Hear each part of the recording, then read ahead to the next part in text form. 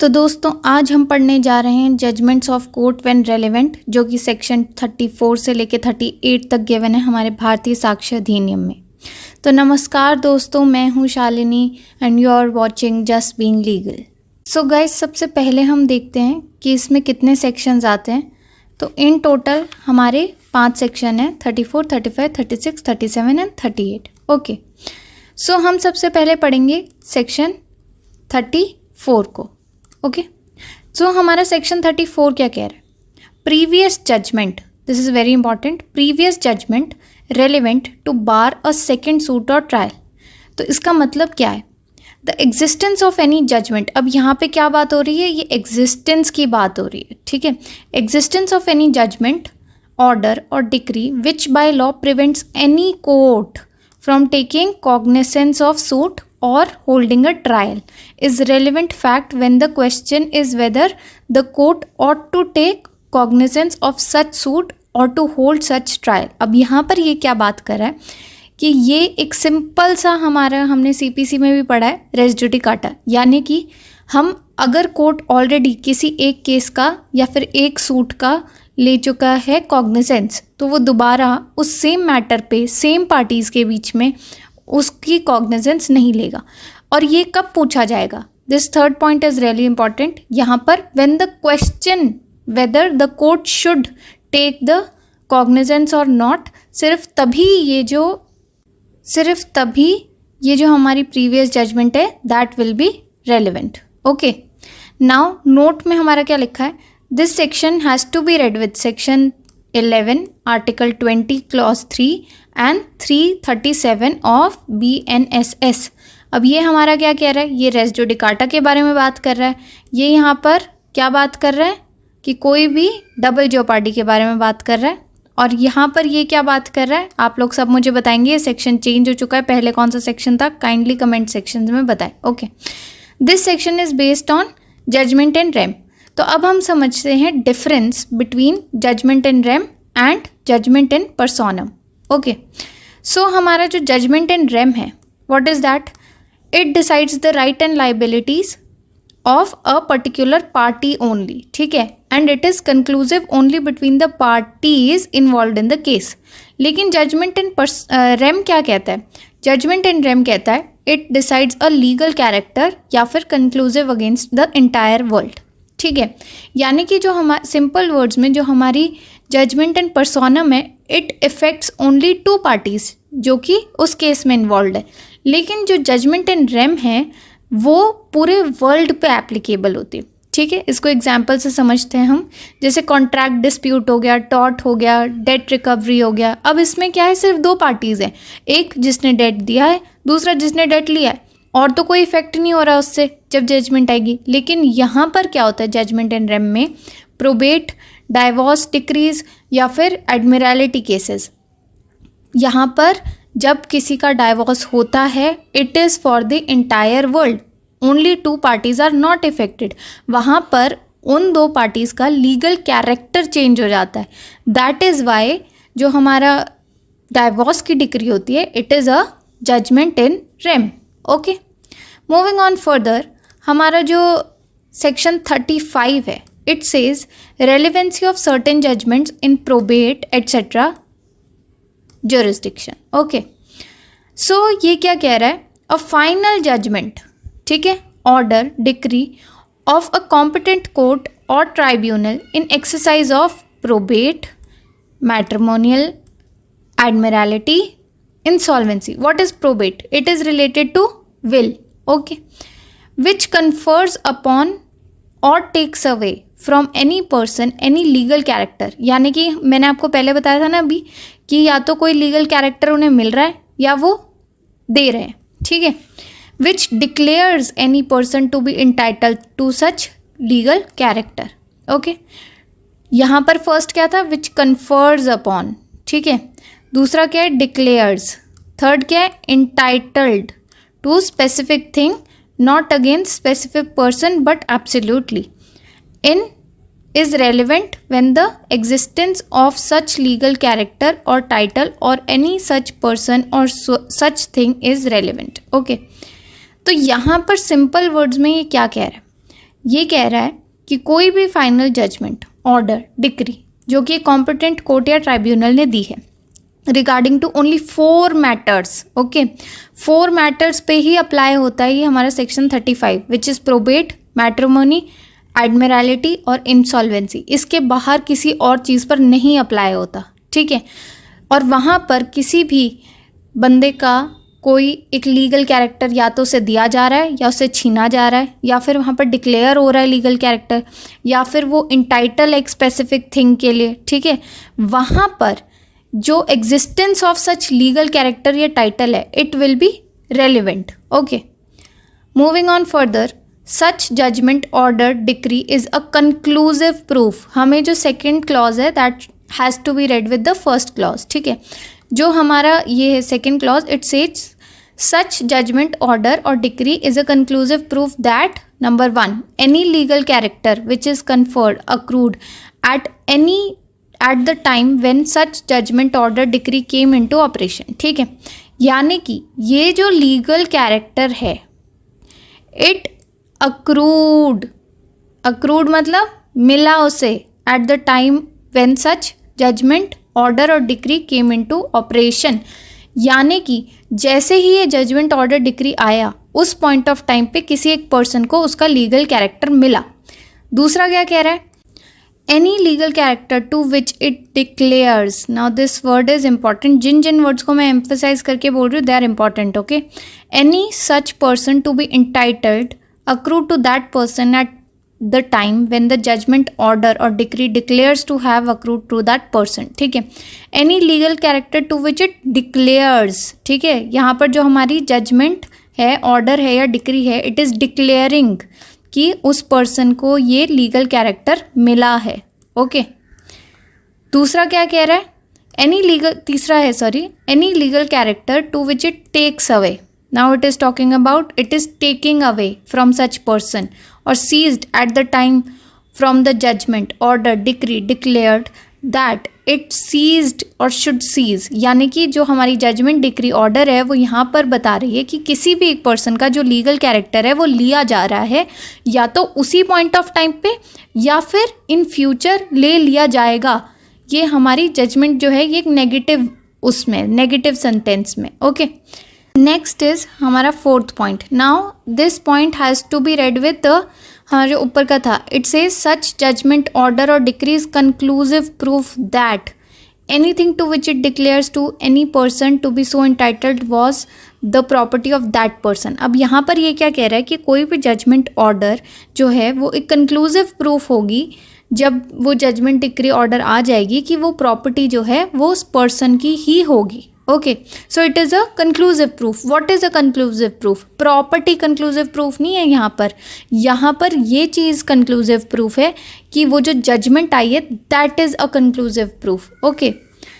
Anything to which it declares any person to be so entitled was the property of that person at the time from which such judgment, order, decree declares that it has been or should be his property। यानी कि अगर किसी भी suit में मेरे favour में एक judgement आ जाती है कि ये प्रॉपर्टी मेरी है तो वहाँ से उस पॉइंट ऑफ टाइम से हम उसको कंक्लूसिव प्रूफ मानते हैं, okay. Moving on further to our next slide which says, okay, these are the notes of this section. यहाँ पर ये बता रहा है कि this section is based on judgment in rem, ठीक है। तो ये जो 4 चीज़ें हमें बताई थी, कौन सी बताएंगे हम? प्रोबेट, एडमिरलिटी, ठीक है, मैट्रिमोनी और कौन सी थी, एक और थी ना, इंसॉल्वेंसी, जुरिस्डिक्शन, ठीक है। ये जो चारों हैं हमारी, ये जो है they are judgment in rem, यानी कि these are against the world, ठीक है।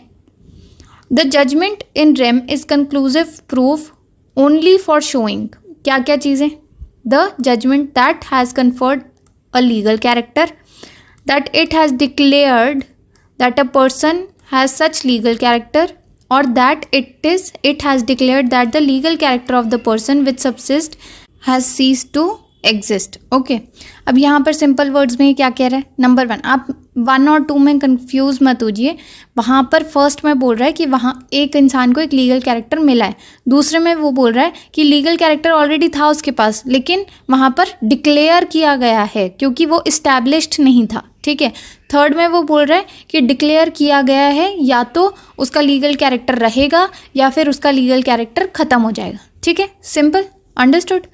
Next it says, hence a decree of divorce, though conclusive on all person that the parties have been divorced and the parties are no longer husband and wife, is not relevant to prove the cause which the decree was pronounced. Okay, so यहाँ पर ये क्या कह रहा है, this is very important to understand this section. यहाँ पर ये simple चीज़ कह रहा है कि जब हस्बैंड और वाइफ का डाइवोर्स हुआ है तो द डिक्री जो है डाइवोर्स की, it is only conclusive proof for what, only for the part जो ये बता रहा है कि उनका डाइवोर्स हो चुका है, so they are no more husband and wife. लेकिन वो यहाँ पर इस चीज़ का कंक्लूसिव प्रूफ नहीं है कि उनका डाइवोर्स किस रीज़न की वजह से हुआ था। ठीक है, next, for section 35 to be attracted, a judgment has to be pronounced mere pendency of two proceedings, whether civil or criminal, by itself would not attract the provisions of this section. Okay, तो mere pendency पे ये section apply नहीं होगा। ठीक है, it has to be decided, one जो हमारा जो first हमारी judgment है, it has to be in existence। ऐसा नहीं हो सकता कि already pending suit चल रहा है और वहीं पर मैं ये केस की प्ली ले लूँ। Okay, moving on further to next section which is section 36। Okay, so हमारा सेक्शन 36 जो था, पहले सेक्शन 42 था of Indian evidence Act. Section 36 says relevancy and effect of judgment order और decrees other than those mentioned in section 35। Okay, यहाँ पर this is very important, other than those mentioned under section 35, यानी कि यहाँ पर ये बात कर रहा है, सेक्शन 35 में हमने कौन सी 4 पढ़ी थी, प्रोबेट, इंसॉल्वेंसी, मैट्रिमोनी और एडमिरलिटी। ठीक है, उन सबको छोड़ के बाकी सारी जजमेंट्स जो है वो यहाँ पर रेलेवेंट होंगी। ठीक है, तो judgment, order, decree other than those mentioned in 35 are relevant if they relate to matters of public nature. Okay, so यहाँ पर पब्लिक नेचर का मैटर होना इम्पॉर्टेंट है, सिर्फ तभी वो जजमेंट जो है वो रेलेवेंट होगी इस सेक्शन के अंडर, 36 के under. But such judgment, order और decree are not conclusive proof of that which they state. ठीक है, अब हमने पिछले सेक्शन में पढ़ा था कि वो जो 4 होंगी उस पे जितने भी जो जजमेंट आया है that will B conclusive proof, लेकिन 36 बोल रहा है कि इवन उन चारों को छोड़ के अगर पब्लिक नेचर के ऊपर कोई जजमेंट आया है, it is relating to public nature, तो वहाँ पर जो जजमेंट होगी that will not be a conclusive proof. Okay, note हमारा क्या कहता है, judgment neither inter parties nor in rem are relevant under 36, यानी कि हम यहाँ पे जजमेंट इन पर्सोनम और जजमेंट इन रेम की तो बात कर ही नहीं रहे हैं। If they relate to matters of public nature, if that matter public nature is relevant. Okay, but it should be remembered that the judgment relating to public matters under section 36 neither work as res judicata nor they are conclusive proof as judgments in rem. They can be only used as evidence in the court. यानी कि हमारा जो section 35 था, it had to be read with, हमने किसके साथ पढ़ा था याद करें, हम उसको मानते थे कि रेस जुडिकाटा होगा उस पर। रेस जुडिकाटा कब लगता है हमारा, जब ऑलरेडी एक जजमेंट जो है वो डिसाइड हो चुकी है। ठीक है, तो वहाँ पर वो कंक्लूसिव प्रूफ होगी, लेकिन इस सेक्शन में रेस जुडिकाटा नहीं लगता। ठीक है, और ना ही ये कंक्लूसिव प्रूफ होगा। तो यहाँ पर हम पब्लिक नेचर की बात करें। अब हम इसका एग्जाम्पल समझेंगे, इलस्ट्रेशन जो आपकी बेयर एक्ट्स में दिया हुआ है। ठीक है, it is the same illustration, it has not changed. So हमारी जो यहाँ पर इलस्ट्रेशन है, इट इज़ टॉकिंग अबाउट कि ए ने बी को सू किया है, क्यों, क्योंकि वो उसकी लैंड पे ट्रेसपास करता है। ठीक है, बी बोलता है कि मेरे पास तो पब्लिक राइट टू वे था, लेकिन ए जो है वो डिनाई करता है। अब उसी सूट में बी जो है वो एक डिक्री शो करता है कोर्ट को कि ये जो डिक्री है it was in the favour of C, जिसमें ये बताया गया था कि सेम लैंड पे right to way already exist करता है। यहाँ पर कोर्ट क्या कहती है कि this is relevant, this judgment, जो ये जजमेंट है दिस इज़ रेलिवेंट, लेकिन it is not conclusive proof of what कि राइट टू वे है कि नहीं है। ठीक है, तो यहाँ पर ऑल्दो जो डिक्री है in the favour of C that is relevant, लेकिन it is not a conclusive proof. Okay, moving on further. So हमारा section 37 was section 43 of Indian evidence Act earlier.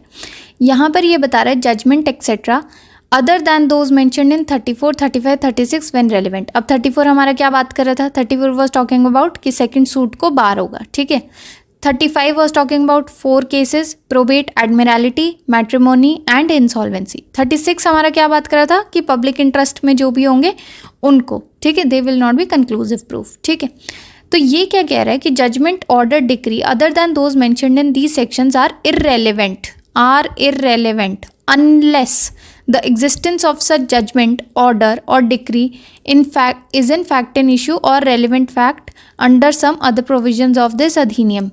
अब this is a very important section and has to be read with all these sections. ठीक है, तो ये क्या कह रहा है कि ये तीनों sections जो हैं ये तीनों ही irrelevant हो जाएंगे। क्यों, कब और कैसे? सिर्फ तब जब हमारा फैक्ट एंड इशू उस या फिर रेलिवेंट फैक्ट से रिलेट नहीं करेगा, वो भी इस अधिनियम के अंडर। यानी कि हमारे ये 3 सेक्शंस जो हैं दे विल बी इररेलेवेंट अगर वो फैक्ट एंड इशू या फिर रेलिवेंट फैक्ट से नहीं डील कर रहे हैं, वो भी इस अधिनियम के अंडर।